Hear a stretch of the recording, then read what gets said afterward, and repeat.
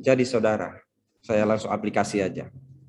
Kalau saudara percaya Tuhan Yesus, dan saudara memiliki Roh Kudus, atau saudara dimiliki Roh Kudus, harusnya semakin hari semakin tahu Yesus itu siapa. Jangan cuma berpikir Yesus memberkati saya dengan apapun yang ada di dunia yang sementara ini. Tidak. Dia menghapus dosamu. Dia menghapus dosa saudara. Dia menghapus dosa saya.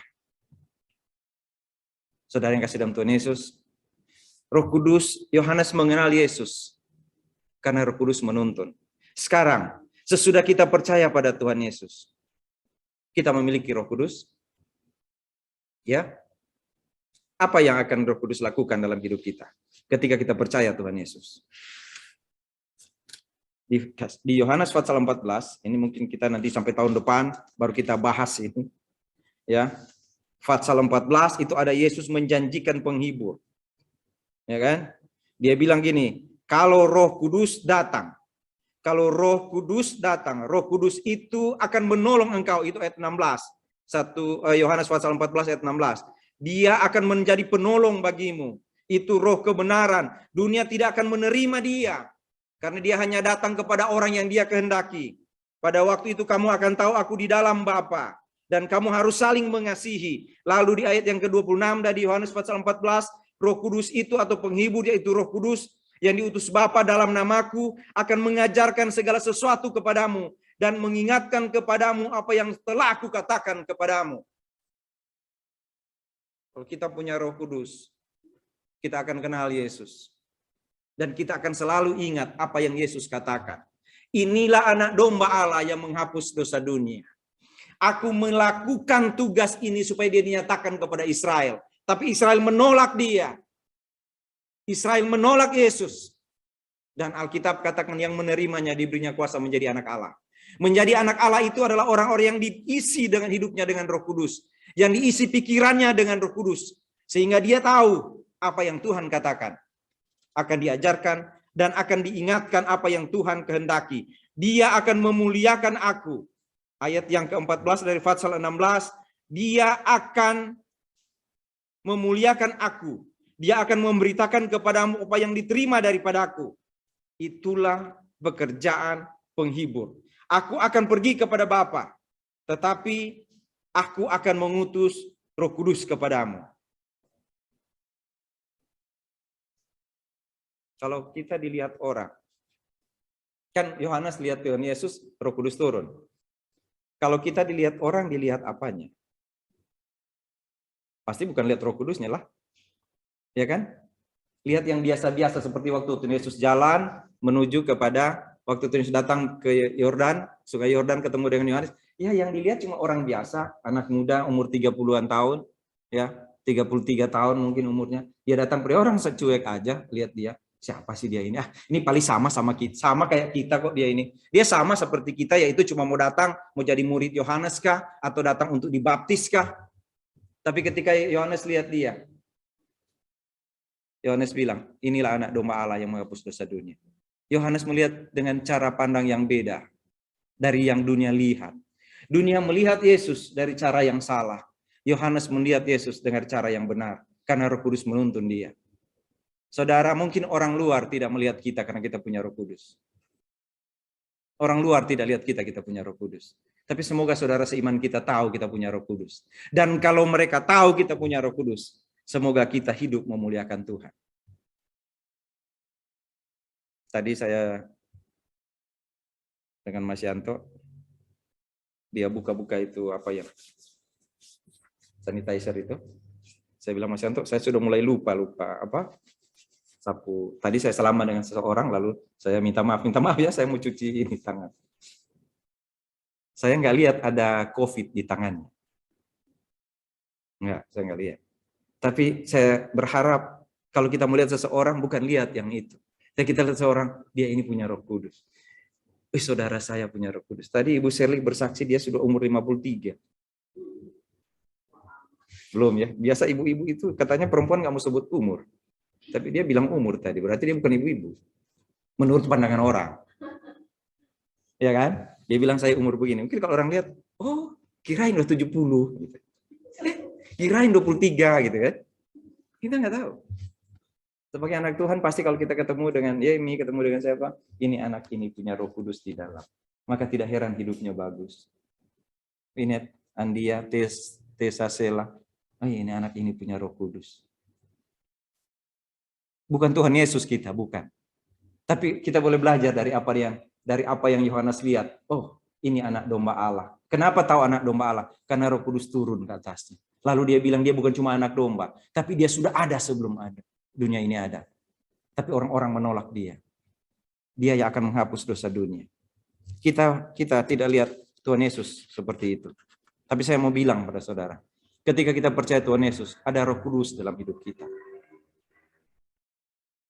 Apa yang orang lihat pada kita? Semoga orang melihat kita karena kita punya Roh Kudus. Kenapa? Karena anak domba Allah menghapus dosa dunia sudah menjadi bagian hidup kita. Kita adalah orang-orang yang diampuni dosanya. Benar? Kita tidak lagi dibaptis dengan air. Tapi kita dibaptis dengan apa di situ dibilang? Dengan Roh Kudus. Dibaptis oleh Roh Kudus. Dijadikan satu dengan Tuhan.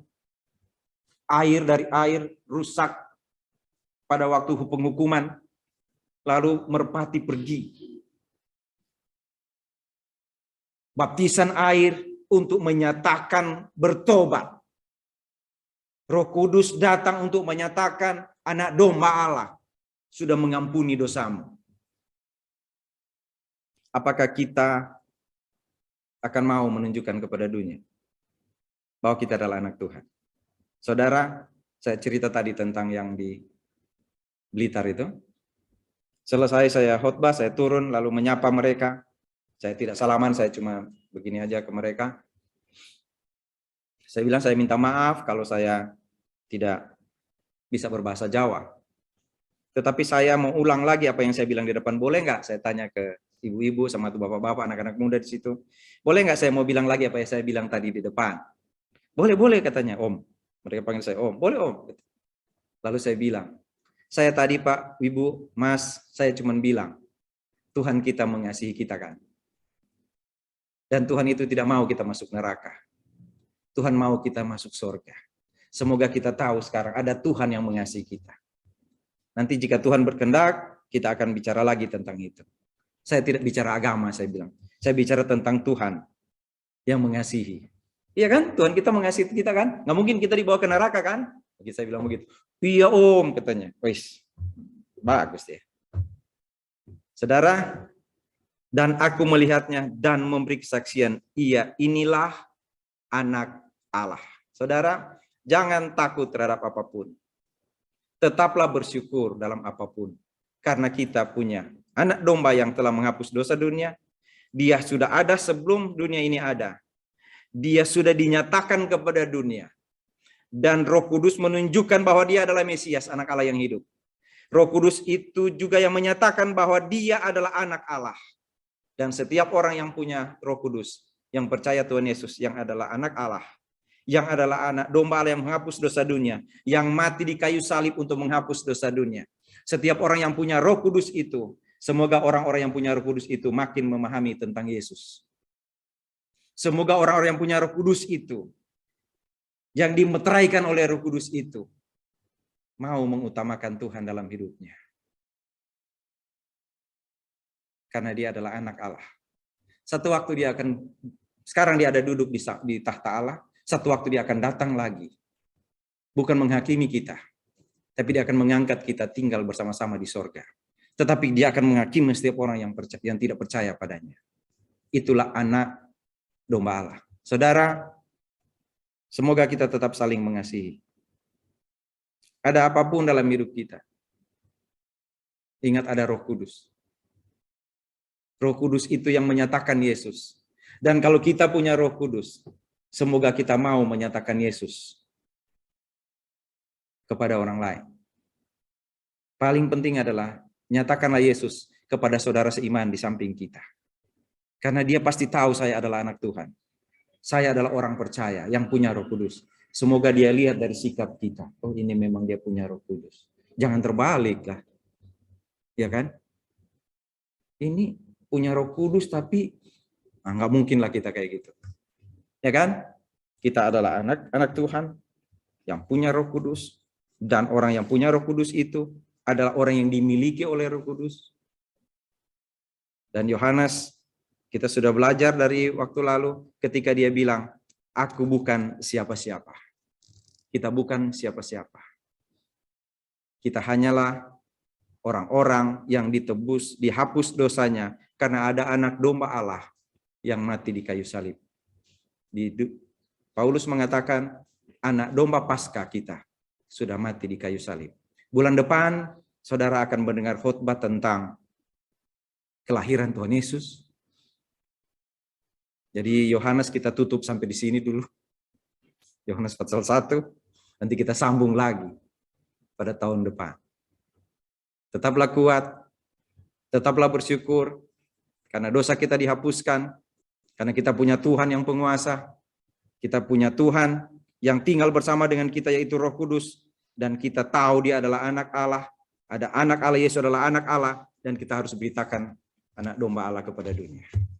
Mari kita berdoa.